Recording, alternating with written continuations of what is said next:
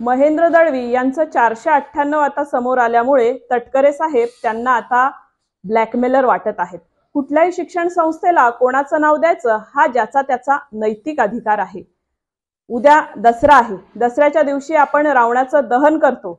महेंद्र दळवी यांच्यातील असंस्कृत आणि असभ्य राजकारण्याचं देखील या उद्याच्या दसऱ्याच्या निमित्ताने त्या ठिकाणी दहन हो आणि परवापासून ते एक सभ्य आणि सुसंस्कृत राजकारणी म्हणून उदयास येवोत, एवढ्याच त्यांना दसऱ्याच्या निमित्ताने मी शुभेच्छा देते। धन्यवाद।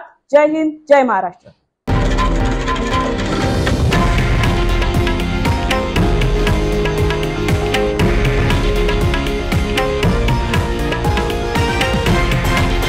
हे आहे देशातील नंबर 1 न्यूज नेटवर्क आणि आपण पाहत आहात TV9 मराठी, एकमेव।